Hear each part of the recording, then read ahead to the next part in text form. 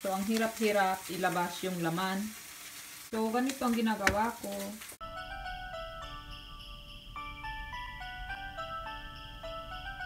Good morning. Inupa tayo ng kape.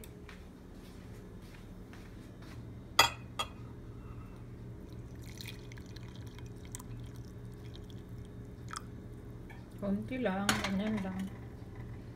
And then, add tayo nito. Ang flavor na kinuha ko itong cream brulee. Para hindi masyadong matamis.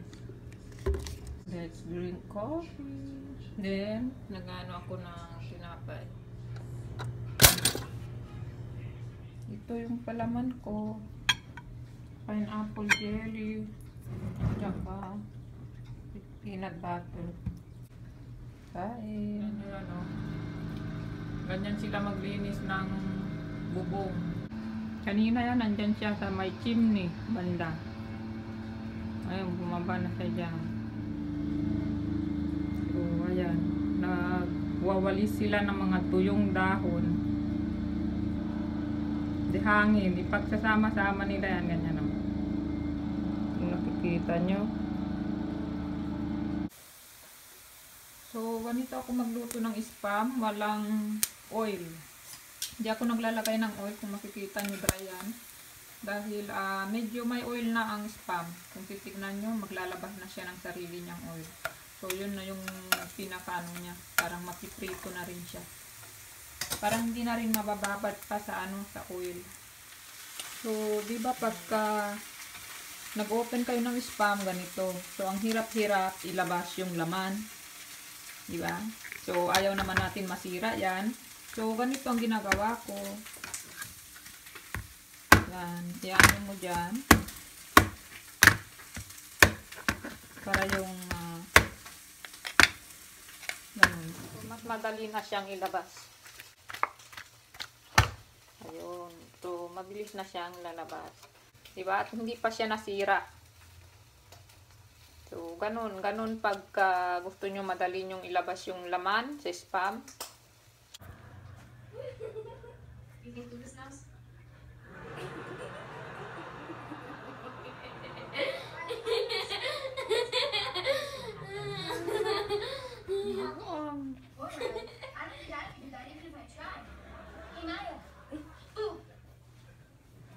Oh no.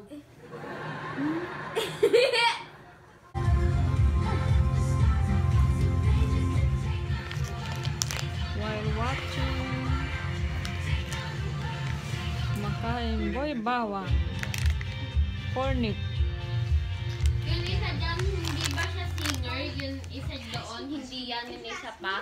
Singer yan? Hindi siya, pero yung isang mas matabang babae sa kanya. Yakult. Yakult ba talaga yan? Hindi, ibang brand pero parang Yakult. Magsisix. Pero ang dilim na. Maharap ito. Adobo flavor. Ito yung pinapanood namin. Kakain ka?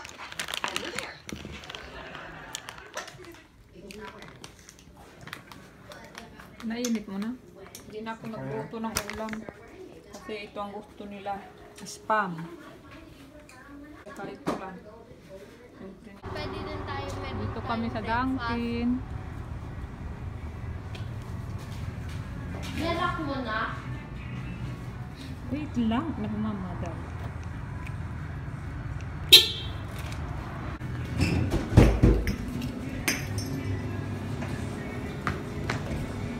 Anong i-order mo? Hindi 1 dozen. Hindi pwede. 3 piraso lang. 3? Hala? Hindi 6. Gusto pa niya 12. Eh, para bukas may breakfast. Breakfast eh. Puro asukal. Pwede din naman. Hinatid namin si Glenn doon sa kaibigan namin. So, tapos mamaya pag uwi niya, ihatid naman nung kaibigan namin sa bahay. Kaya, yun, nagamit namin tong kotse. donut doon, kuya. Yan ang nilalaro niya. Hindi pwede yan i-stop. Danger is also Iwan mo na kay kuya to. Yes, ayoko na yan. armed ready. Bumili ako ng isa pa nito. Yung sa Dollar Tree. Pag meron kayo nito sa Dollar Tree, bilhin nyo kasi talagang mabango ito. Pumunta kami sa Dollar Tree, bumili kami ng ito. Panglagay ko ng makeup brush para nakatayo na lang. And then bumili ako ng cotton round. Then kumuha din ako ng kitchen bags. And then brush para sa gym, para may brush ako. And then kumuha din ako ng gloves.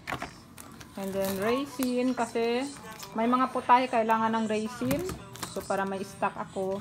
And then nagdagdag ako ng hanger. Kumuha din si Aye ng headband or head wraps. And then mechanical pencil, 4 siya, $1. And then tissue. So, yun lang. So habang nagmo-moisturizer ka, Ayen, i-shoutout mo si Ate Icy. Napapa-shoutout siya sa'yo. Hi, Ate Icy. Icy Rose. Icy Rose from Japan. Thank you for watching. And then, nagpapa-shoutout din si Jobaida. Pinapa-shoutout niya ang kanyang Mami Jamela. Hi, Sis Jamela from Dubai. And then, nagpapa-shoutout din si Miss K17. All the way from Pangasinan. Hi, Miss K. Thank you for watching.